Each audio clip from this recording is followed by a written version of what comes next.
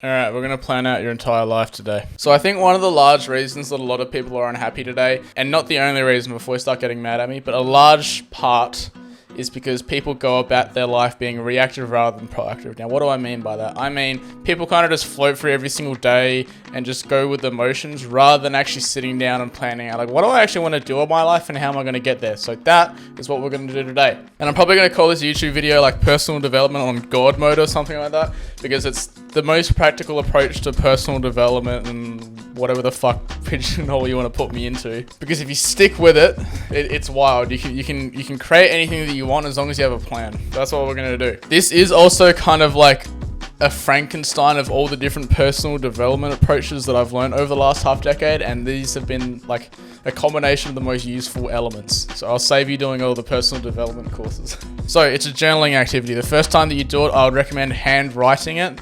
There's just some studies that, like, you know, it's kinesthetic and you're gonna be more involved in stuff like that. Down the track, you can start like doing it in Google Docs. Like, I've got a Google Doc for like I've done this nearly every 3 months for the last half decade, and I have a individual unique document Google Doc for each time we've done it. Now we're gonna journal on 10 life categories. You can pick and choose what you like. You don't need to do all of them if you don't want to. Usually what I do is I list out all 10 and I pick the 3 that stand out to me most at, whenever I'm writing it. So we have overall life vision, lifestyle, business, romance, friends, family, health, spirituality, intellect, emotional fitness.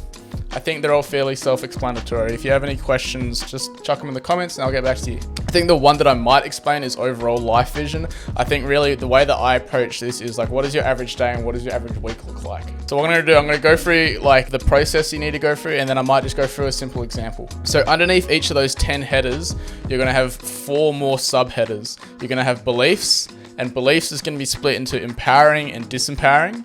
Then you're gonna have vision for the future. Then you're going to have why, and why is going to be split into towards and away from motivators. So towards is things you're moving towards with this vision, and away from is things you're moving away from with this vision. So for example, if you want to lose weight, it's moving away from an early death from fucking cardiac arrest. And strategy is like, what are the practical ways in which you're actually going to move towards that vision? So not just, I want to fucking have this. It's like, all right, well, how am I going to get there? Let's do health as an example, right? So let's say I was doing health like 3 or 4 years ago. Let's start with beliefs. So you have empowering beliefs and disempowering beliefs. My empowering beliefs might be, okay, well, you've been going to the gym for a little bit. You've actually been seeing some results. So that's good, because I know now, and I believe that if I go to the gym, I can make some progress. That's an empowering belief.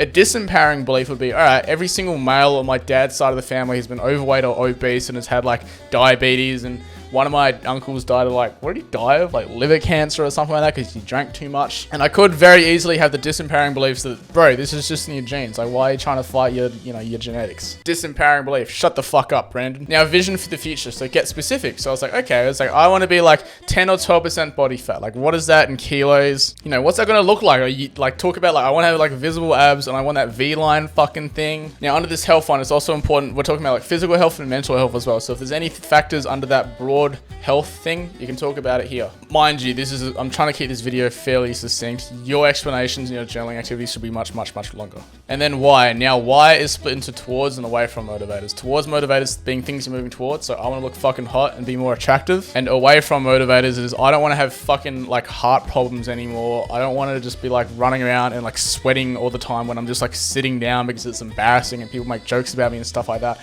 I don't want to get picked on anymore. I want to get fucking hot.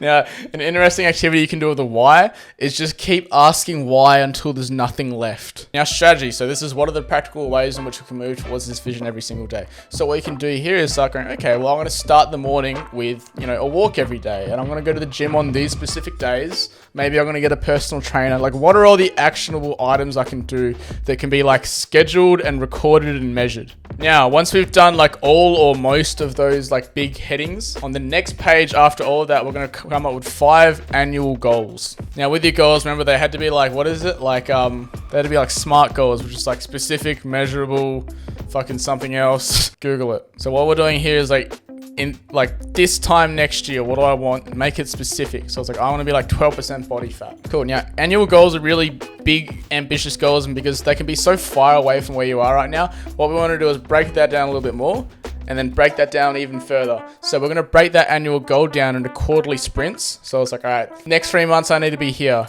Cool. Next 3 months I need to be here. Next 3 months I need to be here. Next 3 months I need to be here. It's because 3 months is a fairly small enough time to manage that you can actually see that. It's like, oh yeah, that's not that far away. And then we're going to break that quarterly sprint down into daily habits. Now, the reason we set daily habits is because goals are lagging indicators, whereas habits are leading indicators. Now, what do I mean by that? Leading indicators are the things that happen before the goal. So, for example, the goal is weight loss, but all of the things that happen before it are eating less, moving more, all that stuff. So these are leading indicators. So if I consistently get X amount of exercise and eat X amount of less food, the consequential outcome lagging after that is I will lose body fat. So goals are great, but we need to focus on what can we do where the only possible consequences if we consistently do this, we move at least a little bit closer to this. I like having habits that I can schedule. So rather than saying I'm going to get 10,000 steps in, which is a worthwhile example in this case, is going to be I'm going to go for a 1 hour walk every day. Now, what I actually did the other day to take this to the next level was I actually timed myself for a 1 hour walk, and then I got my step counter, and I figured out 1 hour of me walking at an average pace is about 7,000 steps.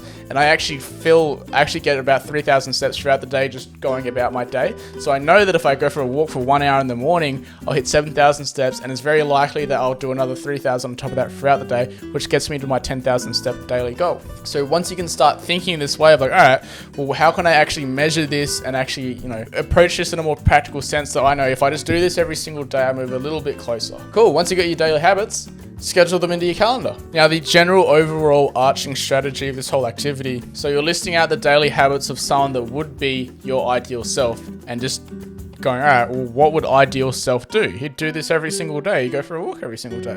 And so it's an indirect approach to self-improvement. Hence why I'm probably going to call this video like personal development on God mode or something like that. Other than that, I hope you find this really useful. Let me know in the comments if you get stuck on anything, and have a nice day.